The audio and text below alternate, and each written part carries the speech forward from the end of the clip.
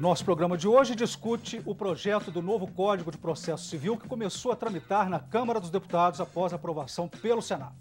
O projeto de lei 8.046 de 2010 tem como objetivo agilizar a prestação jurisdicional. A expectativa é diminuir o tempo de tramitação das ações civis entre 30% e 70%.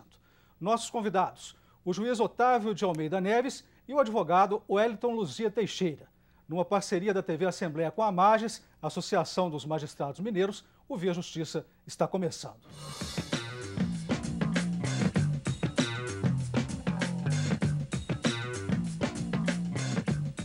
A proposta cria um mecanismo chamado incidente de resolução de ações repetitivas. Ele vai permitir a aplicação da mesma sentença a todas as causas que tratem de questão jurídica idêntica. Nós vamos comentar as principais alterações propostas do projeto do novo CPC, de acordo com informações da Agência Câmara de Notícias. Primeira situação: ações de autores diferentes sobre a mesma questão jurídica. De acordo com o Código atual, cada uma das ações é julgada de maneira independente. No Código proposto, apenas uma ação será julgada pelo tribunal e a decisão será aplicada às outras causas semelhantes. Ou seja, o projeto obriga que os magistrados acatem as decisões dos tribunais superiores. O novo Código quer unificar a jurisprudência e exigir que ela seja aplicada já na primeira instância para impedir apelações desnecessárias. Juiz Otávio de Almeida Neves, o senhor vê com bons olhos essa proposta do novo Código? Olha, a modificação do Código de Processo Civil, ela fazia-se necessária e vem em boa hora. O debate, a discussão, isso por quê? O nosso Código, escrito por Alfredo Buzaide, por volta de 1961, foi promulgado em 73 e vigorou muito bem, até que vieram sendo feitas modificações, foram sendo incluídos institutos que visavam agilizar o processo e aperfeiçoar a aplicação da lei instrumental. Por quê? Porque o processo é um instrumento para a realização do direito. A partir da Constituição de 88, o cidadão passou a conhecer mais os direitos que tem. E na medida em que esses direitos são levados ao conhecimento do cidadão, evidentemente que ele vai buscar o judiciário para que o judiciário lhe garanta o direito.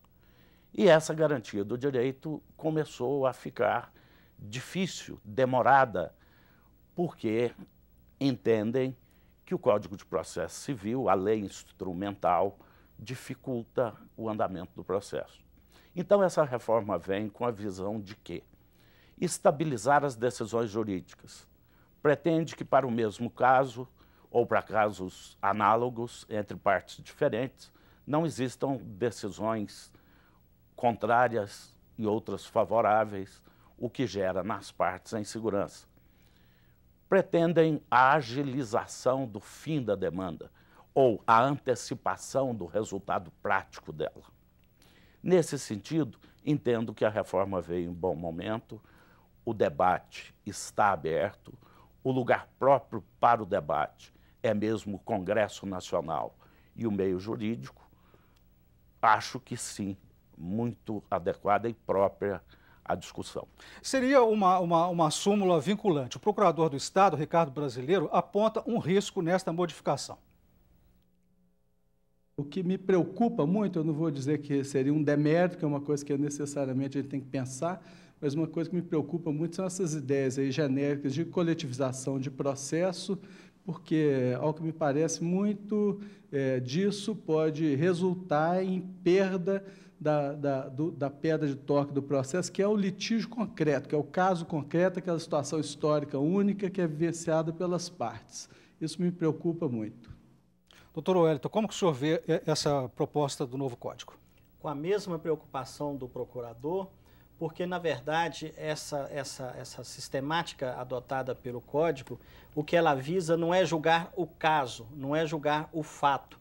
O que ela está visando é julgar a tese jurídica. Então, julga alguma tese jurídica de uma pessoa, de um cidadão, de umas partes, como se todas as outras ações, como se todos os outros fatos estivessem sendo debatidos na mesma condição daquela que foi escolhida como paradigma, daquela que foi levada até o Superior Tribunal de Justiça, para que dali ele tirasse uma súmula vinculante e vinculasse todas as outras decisões. Isso me preocupa muito porque, inclusive, que me permita o ilustre magistrado, não houve o debate necessário para esse anteprojeto, para que já está agora, foi aprovado no Senado e foi para a Câmara. Por quê? Na condição de diretor do Instituto dos Advogados de Minas Gerais, eu participei de 5 das 7 audiências públicas que aconteceram Brasil afora. E todas as vezes que eu participei, a sociedade jurídica daquela cidade onde que estava acontecendo aquela audiência pública dava sua opinião. Aquelas opiniões eram colhidas, mas lá em Brasília o anteprojeto já estava sendo redigido. Prova é tanto que essas audiências públicas, com a redação do código do anteprojeto, durou 6 meses. Tudo isso aconteceu em 6 meses e foi levado. Depois que terminou a última audiência pública em Curitiba, que eu estava presente, uma semana depois, o ministro Luiz Fux, hoje ministro do Supremo Tribunal Federal, já estava entregando o anteprojeto ao presidente do Senado com toda a pompa e circunstância, o que nos leva a crer que, enquanto a opinião pública estava sendo consultada, entre aspas, o anteprojeto já estava sendo feito em Brasília. E uma semana depois que terminou a audiência em Curitiba, ele foi entregue ao presidente do Senado. Então, essa medida, ela vem engessar a inteligência da magistratura e a inteligência dos advogados, porque o processo ele tem que ter o seu tempo, ele tem que ter o seu tempo para que as garantias processuais sejam respeitadas. O senhor concorda com ele, doutor Otávio? O senhor se sentiria engessado com, vamos dizer assim, com essa súmula vinculante? Olha, o livre convencimento motivado do juiz é um princípio fundamental e é uma regra que tem que ser seguida. Se o magistrado não puder mais apreciar a tese jurídica frente ao caso concreto, mas simplesmente a tese jurídica como sendo única e universal para todos os casos, e na seara cível, cada caso é um caso, por mais parecido que seja, eu concordo com o doutor Wellington que o debate precisava ser mais ampliado. No início, como disse, o que acho oportuna é a modificação do Código. Sim, temos que buscar a celeridade processual, temos que buscar uma forma de entregar o direito ao cidadão de modo mais prático e efetivo. Mas fica aquela pergunta, será que esses institutos de uniformização de decisões, o juiz recebe uma petição inicial e desde pronto diz, não, jurisprudência dominante, julgo improcedente o pedido.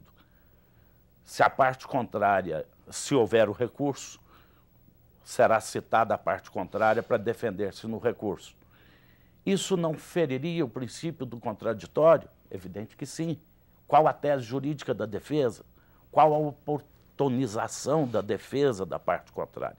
Então, eu concordo com o doutor Wellington no sentido de que a discussão e o debate pode exigir maior tempo para que se chegue a um instrumento processual mais perfeito. Nós vamos agora fazer um rápido intervalo e o Via Justiça volta em instantes.